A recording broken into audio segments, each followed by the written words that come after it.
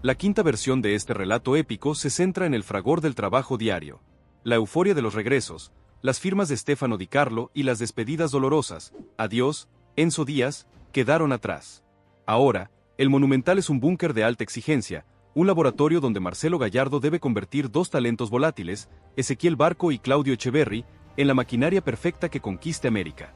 La primera semana de entrenamientos ha sido brutal, marcada por la intensidad física del muñeco, y más importante aún, por el inicio del plan psicológico de redención diseñado específicamente para Barco. El destino de River Plate ya no depende de los euros o los dólares, sino de la mente de un extremo y la magia de un 10. Vamos a zambullirnos en el infierno de la pretemporada gallardista, a revelar cómo los rivales analizan neutralizar el flamante 4-3-1-2 y a conocer el último y más duro desafío de Di Carlo, la lista final de la Copa Libertadores. El tiempo apremia, y cada gota de sudor en Núñez es una promesa de gloria o de fracaso. Si quieres saber cómo está la dupla en los primeros ensayos, no te muevas, dale me gusta y comparte este análisis. La primera semana de Barco en el predio fue, por orden de Gallardo, doble turno y terapia diaria. El muñeco, sabiendo que el regreso de Barco no era solo deportivo sino emocional, implementó un seguimiento psicológico intensivo. El psicólogo deportivo del club tiene una orden precisa: lograr que Ezequiel canalice su temperamento y su ansiedad de regreso en concentración táctica. Barco, históricamente propenso a las expulsiones o a las protestas excesivas, debe entender que su rol como sombra de 9 exige la máxima disciplina.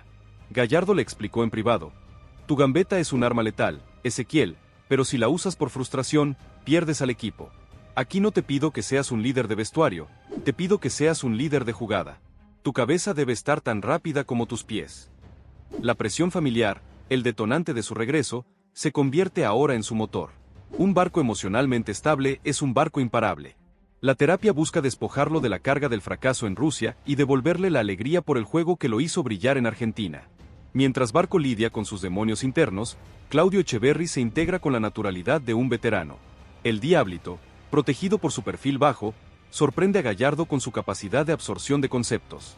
En el 4-3-1-2, el muñeco le exige una visión de 360 grados, no solo para pasar, sino para recibir de espaldas a la jugada y girar en el momento justo. Su principal trabajo en los ensayos es la ejecución inmediata. Gallardo no quiere que el Diablito piense demasiado, quiere que ejecute. El pase rápido a Barco, el remate sorpresivo desde la media distancia, el desmarque corto. El Diablito no solo cumple, sino que genera asombro. La conexión con el delantero central, el 9 de referencia, es instantánea, con pases filtrados que rompen la última línea como si fuera mantequilla. La única preocupación del cuerpo técnico es proteger su físico liviano de la dureza de los entrenamientos y de la patada artera que, inevitablemente, recibirá en los partidos. El impacto del nuevo esquema ya se siente en las oficinas técnicas de los rivales.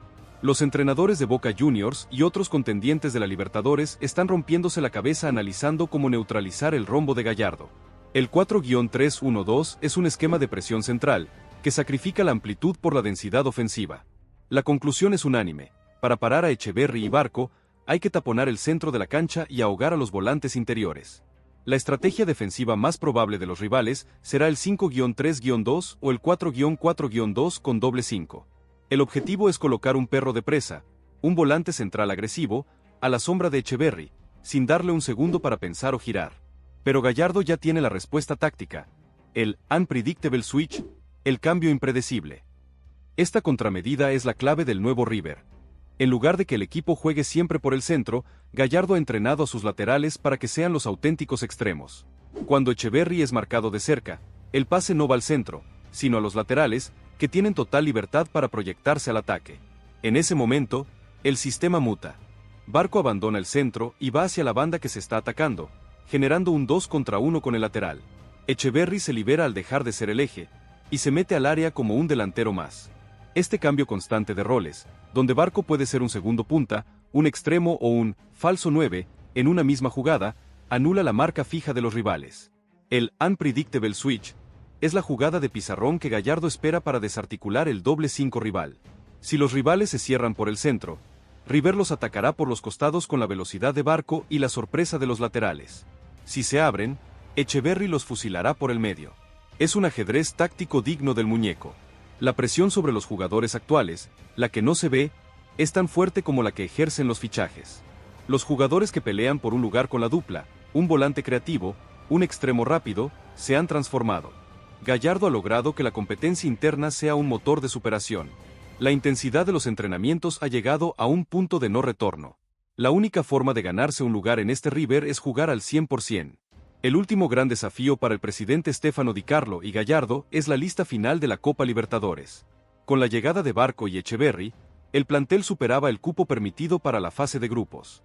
2 jugadores deben ser excluidos de la lista, un anuncio que, inevitablemente, será traumático.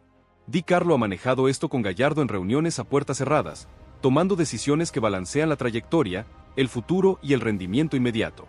Los 2 jugadores que saldrán de la lista, según los rumores más fuertes que circulan en el entorno de Núñez, son un delantero juvenil con poca experiencia y un mediocampista extranjero que no ha terminado de adaptarse al ritmo y la exigencia del fútbol argentino. La exclusión es un mensaje de Di Carlo. El club está dispuesto a sacrificar la proyección futura y el compromiso económico por el rendimiento inmediato y la ambición de la Copa.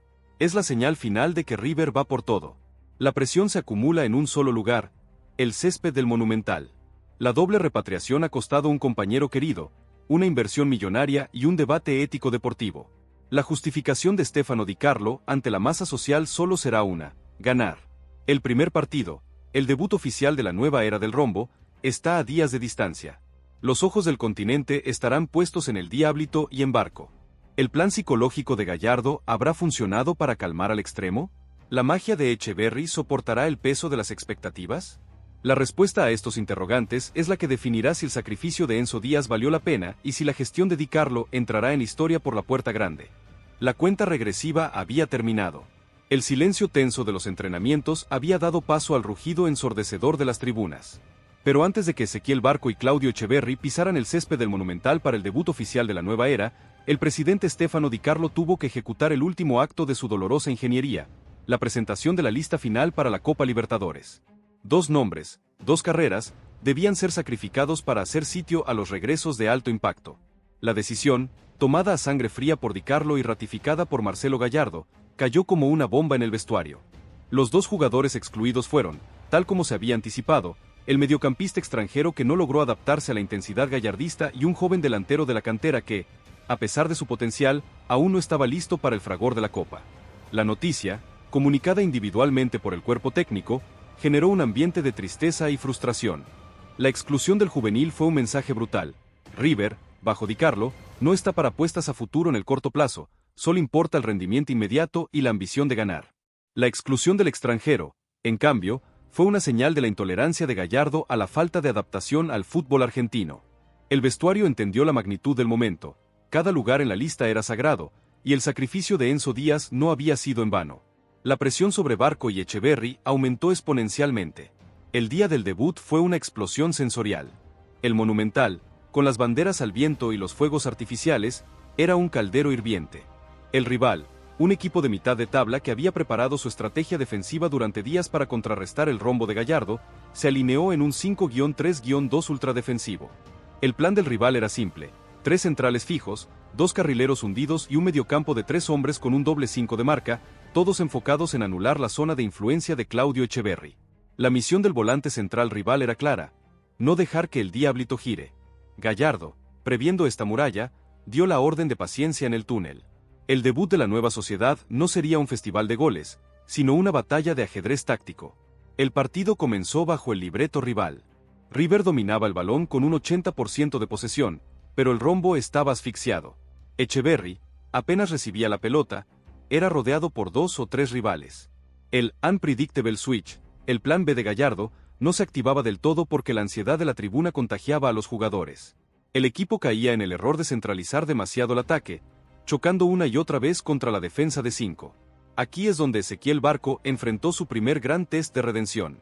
Frustrado por la falta de espacios, Barco volvió a caer en su vicio, el individualismo precipitado. Un par de gambetas innecesarias que terminaron en pérdida de balón encendieron las alarmas en el banco de suplentes. Gallardo, que había anticipado este momento con su terapia psicológica intensiva, se puso de pie, no para gritar, sino para hacer una seña. La seña era simple: cabeza arriba, lateral al ataque. La reacción de Barco fue inmediata, la prueba de que el trabajo psicológico estaba dando frutos. En lugar de encarar, Barco levantó la cabeza y lanzó un pase rápido al lateral izquierdo que subía a toda velocidad. Esta jugada, El primer unpredictable switch, bien ejecutado, rompió el cerrojo. El lateral de River llegó al fondo y lanzó un centro rasante que Etcheverry, liberado de la marca por la subida de Barco, recibió en el punto penal. El Diablito, con la frialdad de un veterano, remató de primera. Gol de River. La explosión del Monumental fue catártica. El gol no fue de Barco ni del delantero, sino del Diablito, en una jugada donde la disciplina de Barco y la magia de Etcheverry se fusionaron por primera vez. El gol cambió el partido y selló la redención inicial de Barco. El extremo, al ver que su disciplina táctica generaba el gol, se calmó. Su juego se volvió más colectivo, más inteligente. Etcheverry, liberado por el gol, comenzó a desplegar su magia. Dejó de buscar el pase milimétrico para enfocarse en la conducción corta, atrayendo marcas y dejando espacios a sus espaldas. En el segundo tiempo, la nueva sociedad deslumbró. Barco, jugando como segundo delantero, recibió un pase filtrado de Etcheverry, un pase que solo el Diablito ve, y definió con una tranquilidad asombrosa. Doblete de River. La sociedad había nacido con un gol de magia pura y otro de disciplina táctica. El partido terminó 2-0. El resultado fue menos importante que la confirmación táctica. El 4-3-1-2 funciona, y el unpredictable switch es la clave para desarticular las defensas cerradas. Barco pasó la prueba psicológica, demostró que, bajo la presión, podía elegir el pase correcto antes que la gambeta individual. Etcheverry, por su parte, demostró que es el 10 que River necesitaba, el eje de la creación. Marcelo Gallardo, en la conferencia de prensa posterior, no mostró euforia. Fiel a su estilo, fue exigente. Ganamos, sí, pero fallamos en la primera mitad. La paciencia no se negocia. Claudio y Ezequiel tienen un potencial enorme, pero esto es solo el primer paso. El verdadero examen es la continuidad. El mensaje del muñeco fue dirigido al vestuario y a la afición. La euforia es pasajera, la exigencia es permanente. El presidente Stefano Di Carlo, en cambio, sí permitió un breve momento de celebración institucional. En su encuentro con la prensa, el presidente fue consultado sobre la venta de Enzo Díaz. Di Carlo no dudó en justificar su gestión con el resultado. El sacrificio de Enzo fue doloroso, un acto de absoluta ambición deportiva. Hoy, ese sacrificio tiene un rostro, el 2-0 y el brillo de dos talentos que van a devolvernos la copa. La gestión responsable es aquella que arriesga con inteligencia. La venta de Díaz y la llegada de Barco y Etcheverry no es un capricho, es una declaración de guerra futbolística al continente. El mensaje es claro, River va por todo, y no nos detendremos. La justificación de Di Carlo fue un golpe de efecto mediático. La afición, aliviada por el triunfo y deslumbrada por la nueva sociedad, perdonó la dolorosa venta de Enzo Díaz. El presidente consolidó su figura como un líder que se atreve a tomar decisiones impopulares si el fin justifica los medios. Sin embargo, la amenaza acecha en el horizonte.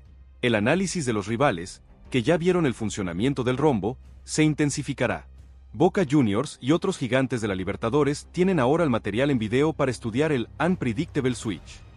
El próximo partido será contra un rival más grande, con más jerarquía, y la defensa de 5 hombres será ejecutada con más precisión. Gallardo lo sabe, y por eso, en el entrenamiento post-debut, la orden fue simple: intensidad triple y rotación obligatoria. El muñeco no dará descanso. El destino de River Plate se ha puesto en marcha. La dupla Barco-Etcheverry es el motor, Gallardo el ingeniero y Di Carlo el arquitecto que financió la obra con un sacrificio. El camino es largo, la presión es infinita, y la gloria está a solo unos meses de distancia. La pregunta ahora no es si funcionan, sino si esta nueva sociedad de la gambeta y el pase podrá mantener la disciplina y la intensidad durante toda la fase de grupos, y lo más importante, durante las instancias decisivas de la Copa. ¿El temperamento de Barco volverá a jugar una mala pasada cuando el resultado no sea favorable? ¿Y la fragilidad física de Etcheverry aguantará la dureza de la Copa Libertadores? El reloj corre, y la respuesta está en cada partido que se viene. ¿Crees que Gallardo debería empezar a rotar a la dupla ahora mismo, o darles continuidad absoluta para consolidar la química? Danos tu opinión en los comentarios, y sigue con nosotros el minuto a minuto de esta historia que cambiará el fútbol sudamericano.